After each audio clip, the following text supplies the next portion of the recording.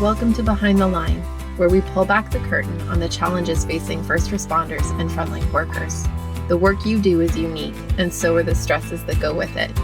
Join me as we tackle key issues to reduce risks for burnout, and as we work to support you in doing the job you love without sacrificing being the kind of person you want to be.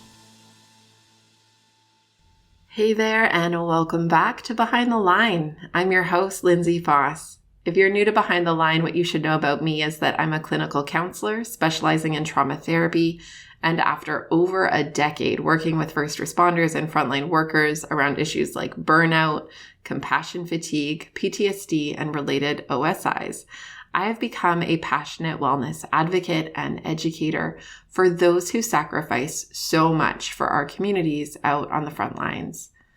Behind the Line is a place for us to talk about the real life behind the scenes challenges facing you on the front lines.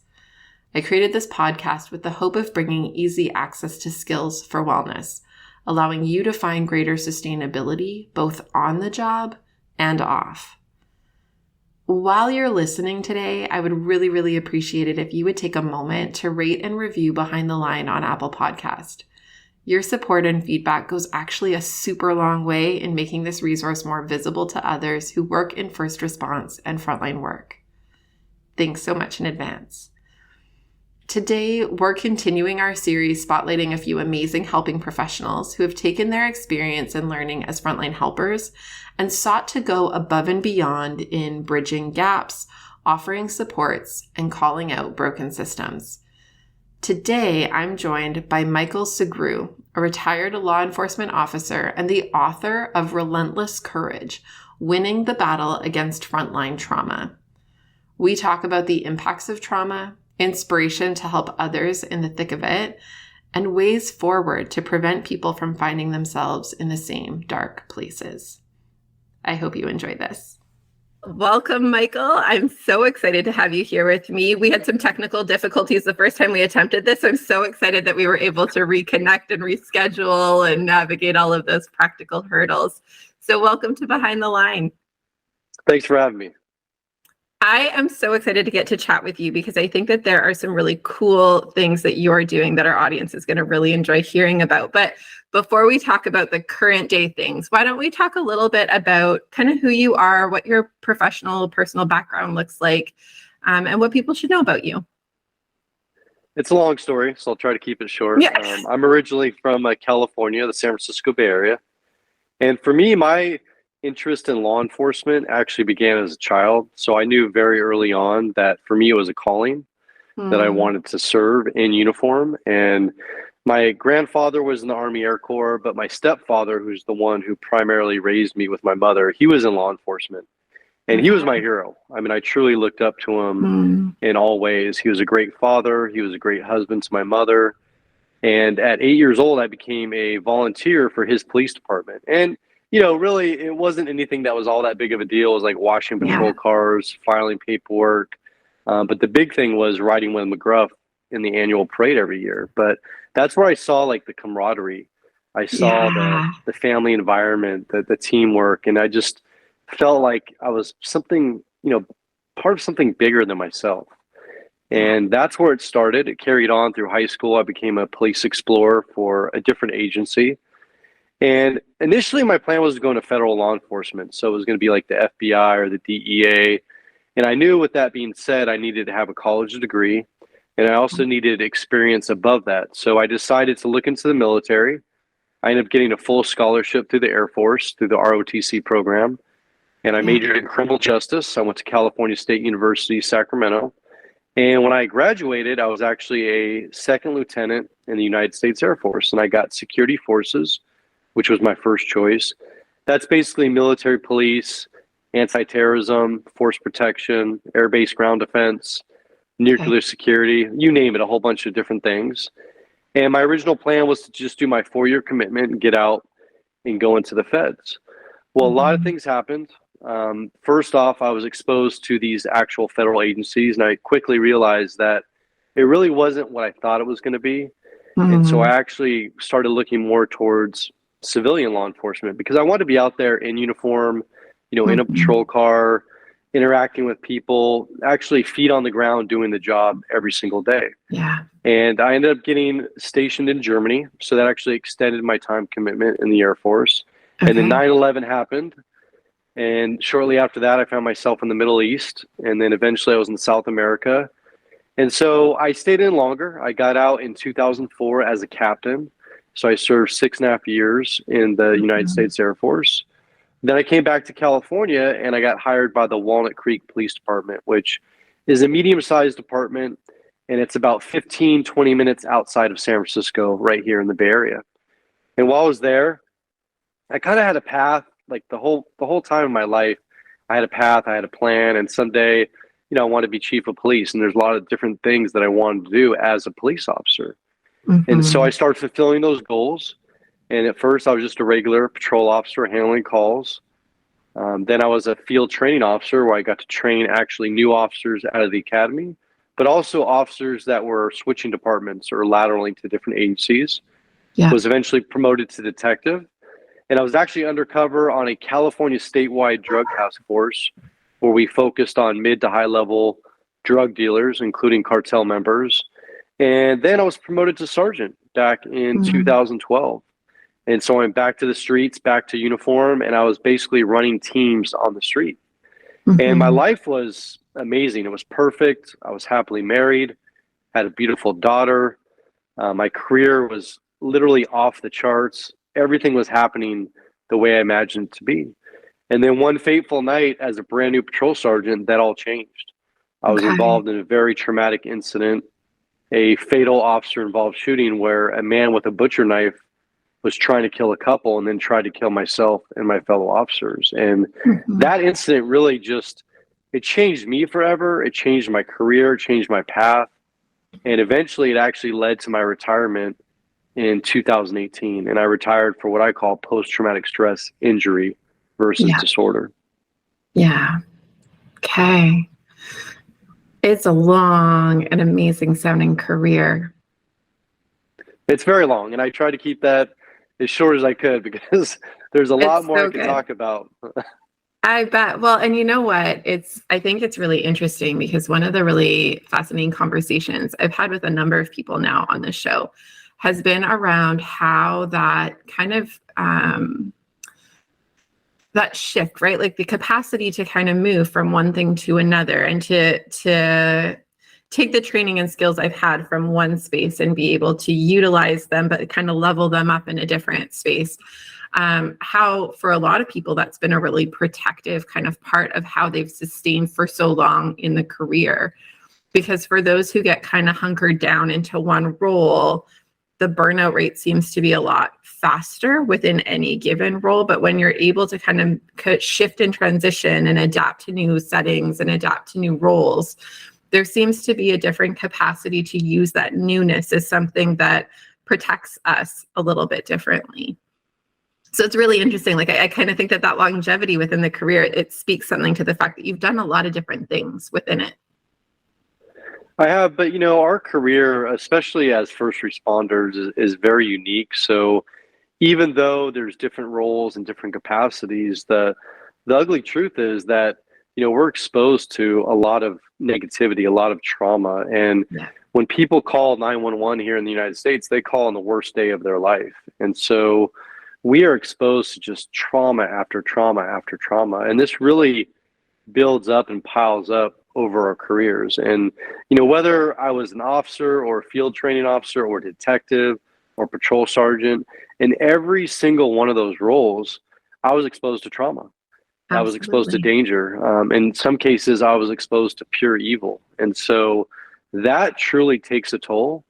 And that's kind of where, my mission is now today, is that I kind of want to pull back the layers, pull back the veil, and really talk about the realities of who we are and the jobs that we have. And more importantly, talk about the effects on our, not just our physical health, our mental health, but on our families, our loved ones, the people that we truly care about. In my case, I never could ask for help. Like literally at my darkest times where I got to the point where I didn't want to be here anymore because of the stigma associated with mental health among first responders, especially law enforcement.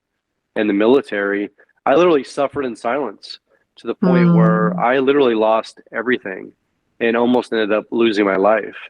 And that's Mm. where we need to just bring this out into the open and say, hey, it's okay to be human. It's okay to have feelings. It's actually normal, to Yeah. have emotions and to have these incidents impact us. But we just brush them off and pretend like, hey, this doesn't faze me.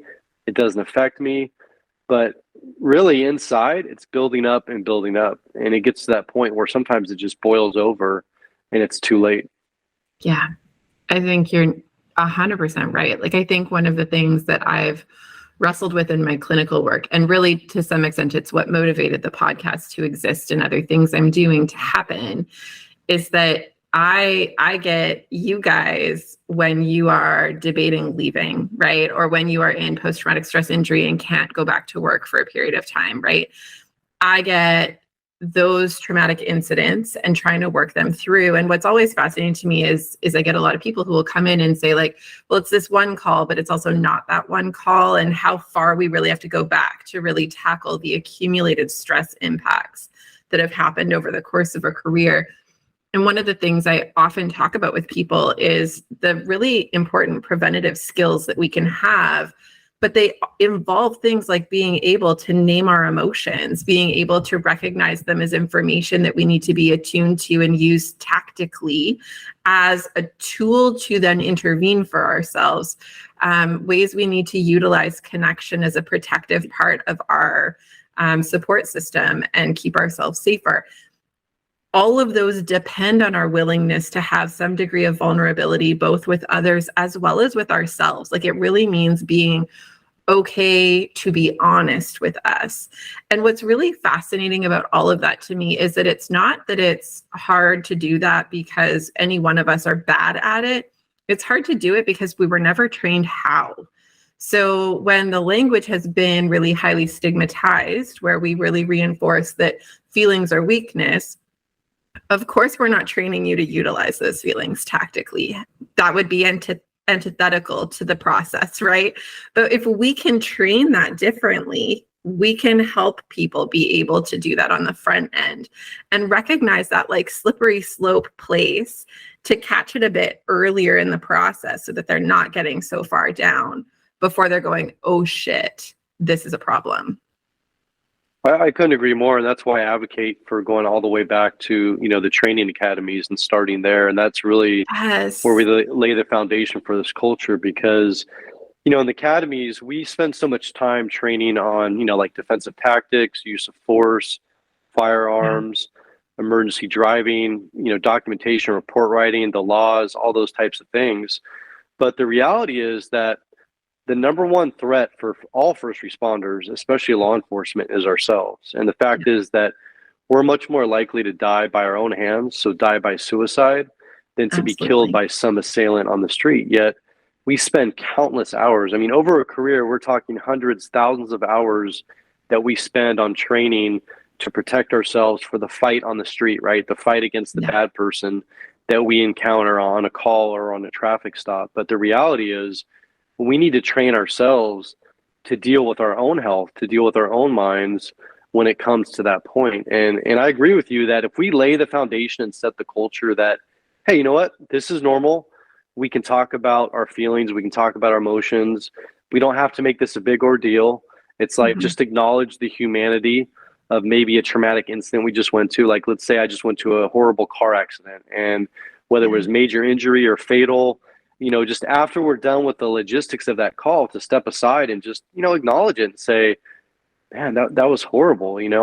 I can't believe what happened to this poor little girl. And, I feel so bad for her parents and her family. And it's Yeah. not saying that we need to stop what we're doing. It's not saying that, we can't handle this job. It's just saying, look, let's just acknowledge it. Let's get it off our chest now instead Yeah. of waiting till later. And usually what we do instead of doing that, we turn to negative coping mechanisms, and that could be, substance abuse or alcohol abuse, extra affairs, addictions, these really negative coping mechanisms opposed to just it and talking about it but it's so you get having the open line of communication, family, your love, let them know that, hey, it's so I had a bad day and kind of happened with deep.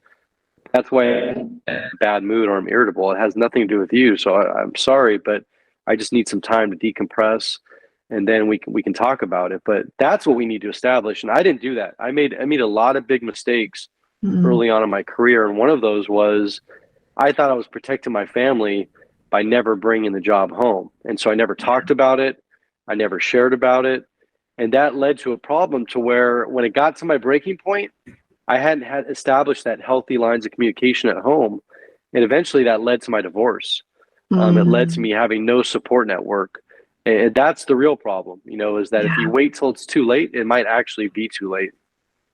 Well, and I think that's one of the really hard things that I see so much in your guys' work, right? Like the stats aren't great in terms of marriages. The stats aren't great in terms of substance use. The stats aren't great in terms of suicidality. Like the stats aren't great for a lot of things that are kind of the hallmarks of are we feeling good in our lives? And how do we shift that? Because I mean, you guys work so hard, and the reality is the heart is good, right? Like the heart is to be helpers. It's to make a difference. It's to make us safer. And we're failing you guys in making sure that you then get to have a life that you should deserve to have, right? Like we as a culture, we as a support system to the work that you do are failing to equip you to then be able to come home at the end of the day and feel okay in your life. And that's not okay. I agree. And, but we also need to take ownership here. And we, as first responders, especially law enforcement, we need to be more open with the communities that we serve and let the people in and let them know who we are, because, there's a big separation. A lot of times the public just sees what appears to be a polished looking person in uniform who appears to be in control, taking charge, who doesn't really show feelings, doesn't show emotion. And they have no idea the level of trauma that we're exposed to, or the split second, sometimes life, decisions that we have to make. And that's the real difficult part is letting them in and just showing them who we really are. So it goes both ways. The community needs to support us and understand us, but we need to let them in order to do that. I think that's actually really insightful. It's interesting. I've been writing an article for Crackle magazine for the last little bit, and they asked me to consider writing an article on grief, and the request was, can we do something on grief, both in terms of how first responders, specifically Crackle magazine is a magazine for firefighters, can we do something around grief as a process for the person experiencing the grief, the firefighter, the first responder? But can we also do something around how spouses can support their grieving first responder partner? And the questions were things like what can my spouse do to see that I'm grieving? What can my spouse do to help me in my grieving? Can you write something about that? And I've had that as a Post-it note on my wall for probably 2 months. And I keep looking at it being like, I need to tackle that. But the real difficulty in tackling it is actually the piece from the side of the spouse, because they're not mind readers. And you're right, like part of what the training somehow is, and I don't know if this is actually explicitly ever said or not, but the belief system is I'm keeping my family safer by holding this all in me and just, venting about it with, those at the station or whatever. I don't bring it home. I don't let it penetrate this like safe haven space. But in so doing, we set the people in our sphere of influence at home up to fail because they can't know and be adequately responsive to the needs that then might show up there because they don't read minds, right? Like they don't know that today's hard day was any different than yesterday's hard day, but it could have been very, very different than yesterday's hard day. And so I love what you're sharing about this piece around letting people in, because you're right, that is a really huge catch point, I think, for a lot of marriages, for a lot of families. I talk to a lot of like teenage kids that ask like, why is my dad like this? And I'm like, well, here's what you need to know about what your dad does for a living, right? They're like, how come he's never told us that? I don't know, because apparently it's a big secret and it's trying to keep you safer by not telling you, except you're experiencing all the ramifications of it. You just have no context for why, right? So you get dad when he's like irritable and kind of angry. You just think that's about you. You think it's because you're a bad kid because you did something wrong, even though you have no idea what it was. But it's actually because dad had this thing happen at work like a week ago and he's still not okay about it, right? And so if we don't create some space to be able to have those conversations with our closest people, we do run risks of creating harm in those relationships totally unintentionally, but still very real and impactful. Behind the Line is sponsored by Beating the Breaking Point. Beating the Breaking Point is a 7-part online training program designed specifically for first responders and frontline workers, and tailored to fill the gaps in your training to support resilience and sustainability. Whether you're new to the work and wanting to cultivate tools to prevent burnout, compassion fatigue, and related concerns, or you are deep into your years on the job and have gone a few rounds with burnout and other mental health challenges, this program offers the foundational pieces you need to support personal and professional wellness for the long haul. You are a helper. You love your work and you sacrifice a lot. Investing in you and your sustainability is the best gift you can give yourself and those who lean on you. We make this program as risk-free as possible by offering a limited money-back guarantee to ensure that it's a fit for you. If you enjoy Behind the Line, you are going to love this program. Google Beating the Breaking Point Lindsay and find everything you need to get started, or use the link in the show notes. Now, back to the episode. Absolutely. And that's why Doc Shauna Springer and I wrote this book, Relentless Courage, Winning the Battle Against Frontline Trauma, because that's what this book does, is it shows the realities of the job, but it also shows the realities of the impact on ourselves, on our family members. And the most amazing thing that I've seen come out of this project is, and I've heard this time and time again, is that either a first responder or a spouse or partner of a first responder will get the book, they'll read it, and they'll give it to their other half, and they will read it. And afterwards, they'll come together and they'll actually have a conversation for the very first time to talk about these issues, to talk about these subjects, because this book really lays that foundation to where it gives people a total understanding. And that's, you could be literally a total stranger on the street and have no clue, not know personally a first responder, but this book is going to change all of that for you. It's going to change your perception, and it's going to show you the real human behind the badge and behind the uniform. That's amazing. Okay, so let's talk about the book, because aside from the very fantastic career that you led for a very long time, I'm always fascinated by people who last more than 5 years in this job. Like, you had a legitimately long career here. Beyond that, you've now taken on this project, and I would love to hear about what motivated the project, what made that come to life for you, and some of the things that felt really meaningful for you in choosing to tackle a book.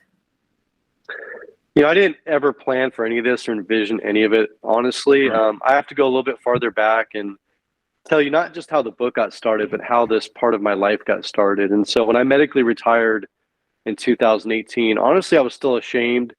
I was still embarrassed, and I didn't talk to people about why I had retired. I didn't share with them the things that I'd gone through or was going through. And I went through a long recovery process of post-traumatic stress, trying a bunch of different things that worked. And I came out the other side of it. And back in 2019, a former police officer, I didn't know, his name was Danny Bird. He reached out to me on LinkedIn, and he said, "Hey, I'm a fitness guy. I know you're into fitness. I do a podcast, and I'd love to have you on to talk about, mental health and how that correlates with physical health." And I said, I'm really not interested. I'm flattered by the offer, but it's not my thing. I'm not really want to be out there sharing my story like that. And so I turned him down, and thankfully he harassed me and bothered me for a while after that. And I'm so glad he did, because we did the interview eventually, and this is where the change happened, is when that interview got shared, this kind of darkness and burden, like the shame that I was holding in, I was just keeping it inside. It was out there now for the world to see and hear. I had no more control over it. And instead of being judged and getting, hateful messages or hurtful messages, I actually started getting messages from all over the world. I mean, Australia, the UK, Canada, all over the US, on people that listened to that interview and talked about how my story resonated with their story. And then they started sharing their story with me. And that's where I quickly realized that, I'm not alone. And they realized they're not alone. And there's so many other people out there that are literally just suffering in silence. And so that single podcast led to, a whole bunch of podcasts after that. I think I've done over like 65 podcasts now, but a couple years back, I actually started public speaking. And now I travel across the country and speak at training conferences or symposiums or speak to law enforcement, military agencies. And then to go back to right before COVID, my co-author, Dr. Shauna Springer, she's a clinical psychologist. She's truly informed. She gets it. She's culturally competent. And she VA, Tragedy Assistance Program for Survivors and First Responders most of her career. And so she reached out to me, just said, hey, I'd like to have a phone call to see what you're doing, to tell you about what I'm doing. I was like, okay, yeah, sure. So she calls me up and she tells me about her work now with stellate ganglion block, which is a medical procedure to treat the physical symptoms of post-traumatic stress. And at the time I was like really skeptical. I was like, yeah, okay. Whatever. I didn't really believe in it, but long story short, I eventually got that done and we talked about it in the book, and I am a believer now. But I then shared my story with her, my very dark, deep personal story that I share in our book. And she asked me afterwards, she said, have you ever thought about writing a book? And I said, honestly, I kind of thought about it for a short time, but I just, I really don't think I could do it with post-traumatic stress. I don't have the same motivation. I don't have the drive. I don't think I could get that done. And so we leave the conversation at that. A couple months later, she hits me back up and says, look, I've really been thinking about you and your story, and it's really just been sitting with me. And she said, I've heard hundreds and hundreds of trauma stories throughout my career, but your story is going to help save countless people. And she said, I want to make this book a reality, and I want to do this book with you. And in that moment, and we had never met in person, I said, let's do it. Like, I knew in my heart it was right. And so COVID happened. We didn't even meet in person till after a year into this project. And what makes this project, it's an amazing story. And what makes this project so unique is that, usually you have to either buy a book that has somebody's story, right? It has a very traumatic personal story or biography.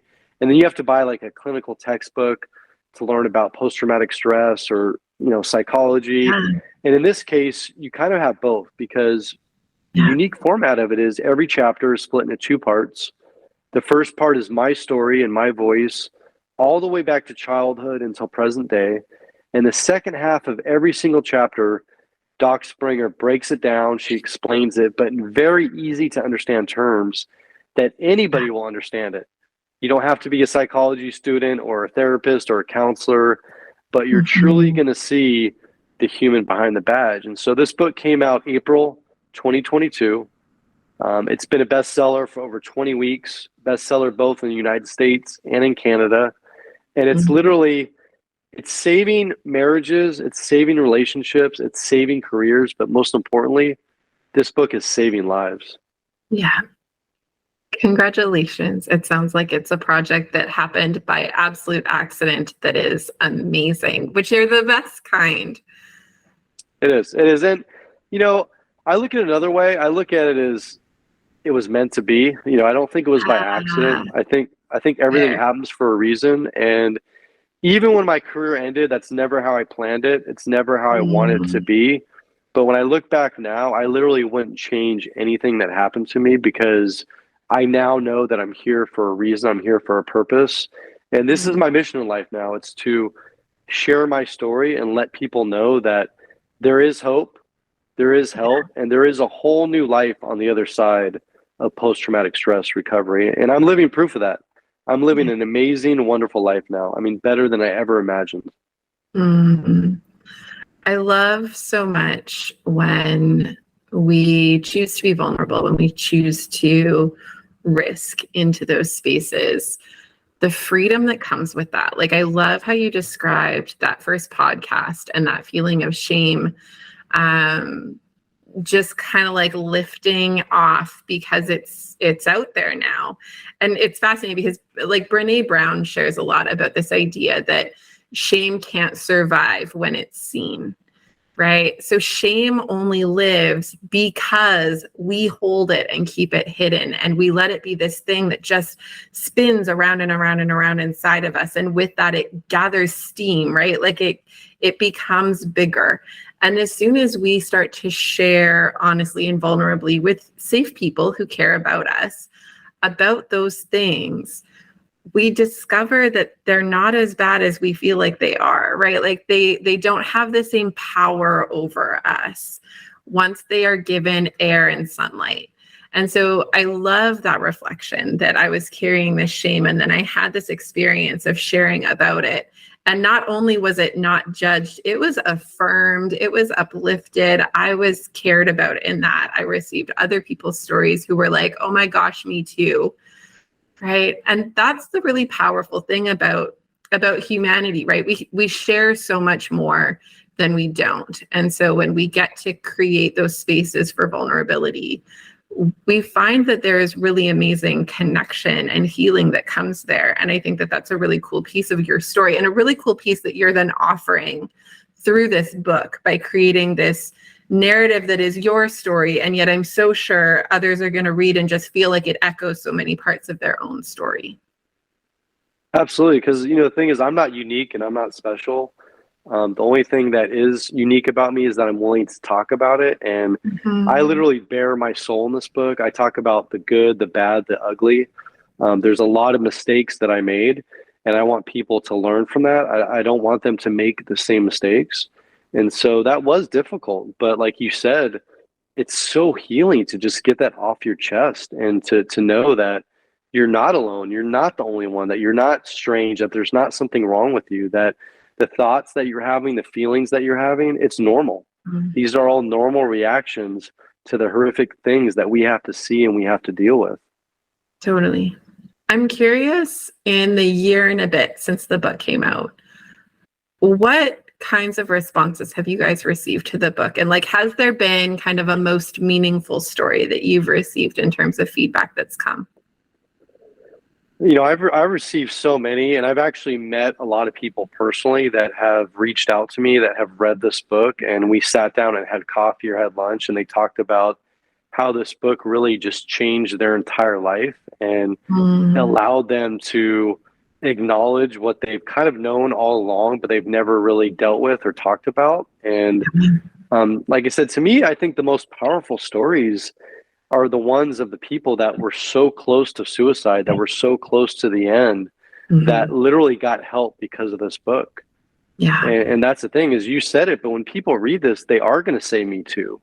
And you don't have to be a first responder or a military member, because there's a lot of personal things that I talk about in this book, with my relationship, with my, my marriage, with family members, with health issues, with all these things that are just going to resonate across the board. And, I literally wake up every day, and almost every single day I either get a message or there's a new review posted on this book. And that's the thing, is like, and I'll tell you right now for listeners, if you go to Amazon and you type in Relentless Courage, right now, I believe there's 412 reviews, and most of these reviews are multiple paragraphs. They're very personal. They're very heartfelt. People put a lot of time, energy, emotion, and feelings into writing this. And so the fact that complete strangers from all over the world, I mean, this book is sold in 7 different countries, and they're literally bearing their souls in a public forum, like writing a review on Amazon. It blows my mind. I mean, the fact is like, I get so much joy and encouragement from reading those and getting these messages. And that's what keeps me going. That's what pushes me to never stop in this fight. Because I know there's people out there that are suffering in silence. And if I can reach just one of those people, then I've met my goal. I've done my mission, but I want to reach so many more. Yeah. I want to reach as many people as I can. I love it. Michael, I'm so grateful for people like you who are willing to risk into those hard spaces, right? Like it's not easy. It's often not fun. It is a shit ton of work. We were chatting before I hit the record button about, like you were trained to be law enforcement. You weren't trained to be an author and marketer of books, right? Like that's not the background. And so it's always, I think, fascinating to me, but also really special to me when people are willing to say, yeah, I know I don't know anything about this. And yet I feel this is so important that I'm willing to do it anyway and figure it out. Because if I don't, who's going to? Right. And I think one of the things I've loved about this podcast is it's given me the chance to connect with people who think like that, because I think that's how I think too. And it's why this podcast exists, is the exact same kinds of reasons. And as we get to connect with each other, I think we get to kind of feel empowered off of each other that like, oh, I'm not alone in the fight trying to make people hear and see and know that they're not alone and they don't have to suffer in silence, that there's others out there who are equally passionate about these pieces and are equally willing to risk discomfort in order to try to help and make a difference. And so I really value the work that you're doing and what you've contributed to the world through this book. I think it's amazing. And here's the deal, we all have a story. I mean, everyone out there, again, It doesn't matter what you do for a living. I mean, we all have a past, we all have a future, and we all have a story. And sharing our own story is healing for ourselves, but when we share it with other people, that can be so healing and helpful for them as well. And that's where that connection comes into, is that you have to be vulnerable first if you want other people to be vulnerable with you. And that's the key, is that, in society, we're so wrapped up in image and being perfect and how we're perceived. And in reality, it's like, let's just be ourselves. Let's just be the real humans that we are, and talk. I tell people, like, they ask for advice, like, how do you do it when you speak and, interviews? And I said, look, I don't practice, nothing scripted. I don't know questions ahead of time. I just speak from the heart. That's all I do. And I tell people, if you speak from your heart, it's never going to be wrong. It's always going to be right. Yeah. So good. Okay. As we wrap up today, Michael, I'm curious if there's anything else that you would want people to know, either from you, about the book, about where to find some of the things that you're up to. What would you want them to know? Well, some exciting news. So we actually just got out of the studio and we recorded an audible version of this book, but it's in our own voices. So we didn't hire any actors. You're actually going to hear Doc Springer's story, my story, straight from the heart. You're going to hear it with emotion. You're going to hear it with power. And I'm so excited about this new format because it's going to reach so many more people, and it's going to be earth-shattering. It's going to be groundbreaking. But that's coming out at the very end of this month. So June, we're looking at maybe June 29th, June 30th. It will be on Audible. The book is on Amazon currently. There's a hardcover, paperback. It's also on Kindle. And it's also gotten to other platforms like Barnes & Noble, eBay. There's some other different businesses that have picked it up. But I highly encourage you to get this book. And I guarantee that if you do, you will not be able to put it down. This book, it's going to help you. It's going to help your family. It's going to help your loved ones. And in the back of this book, we have a whole resources section that has vetted resources, some that I've personally used, from confidential hotlines, text lines, to week-long retreats from nonprofits and different groups that are out there dedicated to helping save lives. And I thought for so long that there was nothing out there, no resources, nobody helping. And it turns out there's tons of resources out there, tons and tons. So if you're out there struggling in silence, if you're thinking that you're the only one, if you're thinking that no one's going to understand you, no one's going to truly get it, I promise you they will. All you have to do is get the strength and courage to ask for that help. Yeah. It's a good final message. Thanks so much, Michael. I've really appreciated having you on. It was my pleasure. Thank you. I want to extend one more really big thank you to Michael for taking the time to join me today. As we wrap up, let me remind you that if you value this podcast and want to help us in our mission to support frontline wellness, there are 3 ways that you can join us to do that. The first one is to take the second to rate and review Behind the Line on Apple Podcast or wherever else you might be listening. The second way is you can follow me on social media at Lindsay A. Foss and engage with me there. Every time that you like, comment, and share our posts, you use the power of the algorithm to help us spread like wildfire. And last but not least, share this resource and our other resources with those you know. If you would like a poster or info cards about the podcast for your workplace, shoot me an email at support@thrive-life.ca. Know that we can be found online on our website, on most major podcast platforms, as well as on YouTube.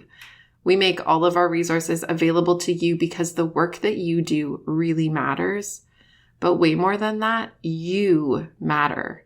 And we want to make sure that you have what you need to keep up the good work at work, as well as in your very real and meaningful life outside of the work that you do.